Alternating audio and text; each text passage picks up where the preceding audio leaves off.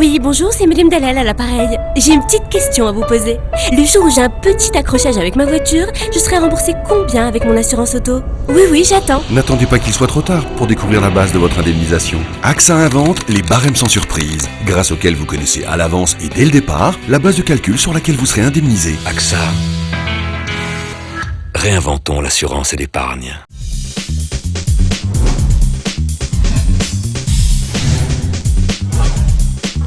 Bonjour et bienvenue dans le journal de l'économie de ce mardi 16 avril sur Chouf TV. L'actualité du jour, c'est bien évidemment la cession par la SNI du sucrier Cosumar au groupe singapourien Wilmar. Après Centrale Laitière cédée à Danone, Bima cédé à Kraft ou Le Sieur Cristal cédé à Sophie Protéol, c'est donc au tour de Cosumar de voir arriver un nouvel actionnaire au sein de son capital. L'unique sucrier marocain s'apprête ainsi à passer entre les mains du négociant et industriel asiatique Wilmar, avant d'être ultérieurement adossé à des industriels marocains. La SNI, qui se déleste ainsi de l'intégralité de ses participations dans le secteur agroalimentaire, va en effet céder un bloc de 27,5% du capital de Cosumar à Wilmar. Ce dernier n'est pas le premier venu, il réalise en effet près de 46 milliards de dollars de chiffre d'affaires dans le négoce et l'industrie agroalimentaire, notamment dans l'huile de palme dont il se revendique le premier producteur mondial. Le sucre pèse aujourd'hui 10% de l'activité du groupe.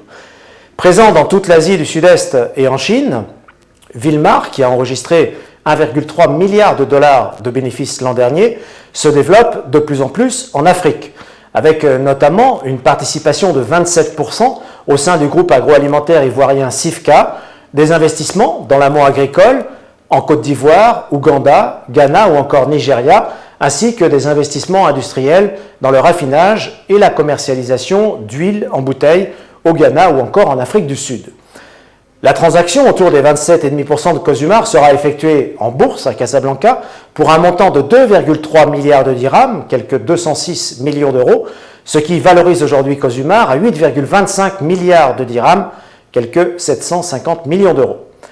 La Cosumar, compagnie sucrière marocaine et de raffinage, est l'opérateur sucrier unique au Maroc, que ce soit par la production à partir de canne à sucre ou de betterave et le raffinage à partir de sucre brut importé.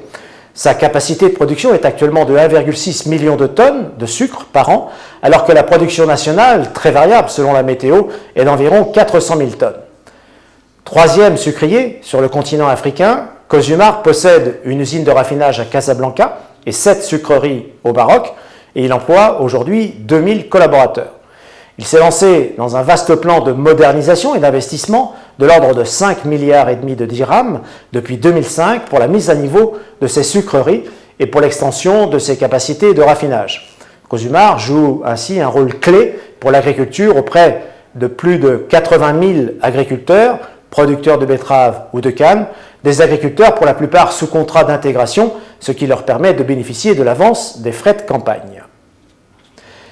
Cosumar, par ailleurs, dirigé par Mohamed Fikrat, a annoncé au titre de son exercice 2012 un résultat net part du groupe de 730 millions de dirhams pour un chiffre d'affaires de près de 6 milliards. La société est, rappelons-le, protégée du marché mondial par des droits de douane élevés et elle bénéficie par ailleurs de la caisse de compensation, ce régime de subvention intérieure que le gouvernement souhaite voir réformer. Cette cession à Wilmar, qui devient ainsi le premier partenaire industriel de référence pour le sucrier, sera prochainement complétée par la cession d'un nouveau bloc de 26,5% du capital auprès d'un consortium d'institutionnels marocains, constituant ainsi avec Wilmar le noyau dur du capital du sucrier.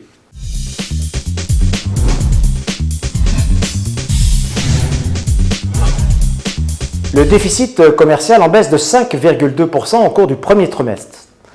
Bonne nouvelle pour l'économie marocaine, le déficit commercial du Royaume s'est allégé de 5,2% à fin mars par rapport au premier trimestre 2012.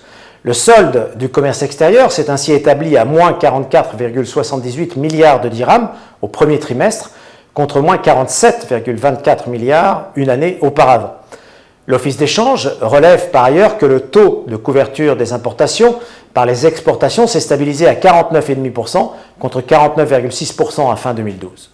Hors produits énergétiques, ce taux a atteint 65,2%. Cette évolution de la balance commerciale est due tout à la fois à la baisse de 5,5% des importations et des exportations qui ont chuté de 5,8% à 43,86 milliards de dirhams contre 46,56 milliards. La baisse des importations a été constatée au niveau de la majorité des produits, principalement des produits énergétiques, moins 13,2%, des produits alimentaires, 18,1%, et des produits finis de consommation, moins 5,4%. Quant au recul des exportations, il a concerné notamment les exportations du groupe OCP qui ont baissé au cours du premier trimestre de 18%, les produits frais, agrumes et primeurs, avec un recul des ventes de près de 10%, et les articles de bonneterie dont les exportations ont diminué de 9,7%. Un recul global commencé en revanche par une hausse de près de 16% des exportations de l'industrie alimentaire et de 64,7% de celles de la construction automobile.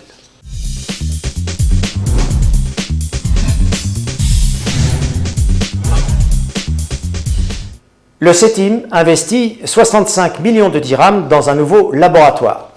La filiale marocaine du Centre technique des industries mécaniques, CETIM France, que dirige Karim Cher, et qui évolue pour l'essentiel dans le secteur aéronautique, voit aujourd'hui son carnet de commandes s'étoffer singulièrement. Près de 7 ans après sa création, CETIM Maroc voit son chiffre d'affaires progresser à grands pas. Il est passé de 11 millions de dirhams de chiffre d'affaires en 2008 à plus de 35 millions l'an dernier. Et sa maison mère vient de décider d'investir dans un nouveau laboratoire à hauteur de 65 millions de dirhams, quelques 6 millions d'euros, pour pouvoir doubler sa capacité de traitement. Objectif annoncé, un chiffre d'affaires de 50 millions en 2013 et un effectif de 100 salariés dès l'an prochain, contre une cinquantaine actuellement.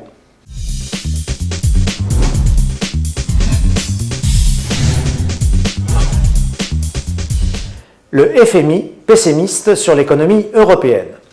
La toute dernière livraison des prévisions économiques délivrées par le FMI ne prête guère à l'optimisme. Engluée dans la récession, la zone euro n'a d'autre choix, selon le FMI, que de poursuivre ses efforts budgétaires et de mettre en place une union bancaire sous peine de voir son activité continuer à se dégrader.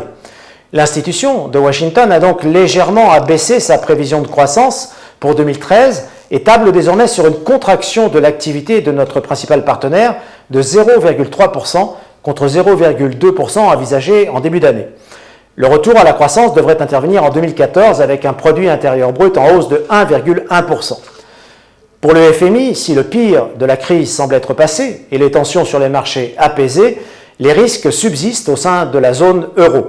D'autant plus que les pays réputés solides sont pris dans la tourmente. En première ligne, la France, qui devrait tomber en récession cette année, avec un repli de 0,1% de son produit intérieur brut, après avoir vu son activité stagner en 2012. Jusqu'ici, le FMI tablait sur une croissance de 0,3% pour la deuxième économie de la zone euro. Sur les 17 pays faisant partie de l'Union monétaire, 8 devraient ainsi être en récession en 2013, parmi eux les Pays-Bas, moins 0,5%, l'Italie, moins 1,5%, l'Espagne, moins 1,6% et la Slovénie, moins 2%, menacée elle aussi d'un plan d'aide pour nombre d'observateurs, ainsi que le Portugal qui reculerait de moins 2,3% et la Grèce à moins 0,42%, également sous programme d'assistance financière. S'agissant du Maroc, encouragé par le FMI à poursuivre ses réformes de structure, la prochaine revue est attendue avec impatience en juin prochain. Elle permettra de valider le niveau du déficit budgétaire, attendu à moins 5,5% contre 7,6% l'an passé, avec bien sûr en ligne de mire la ligne de précaution et de liquidité accordée récemment au Royaume.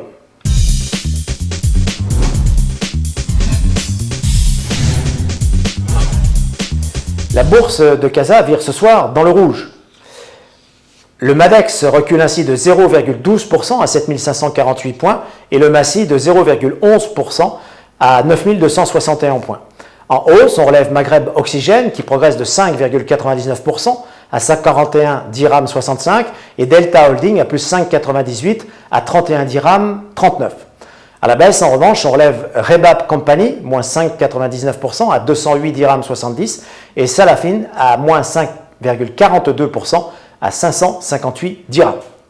Bonsoir et à demain pour un nouveau journal de l'économie sur Chouf TV.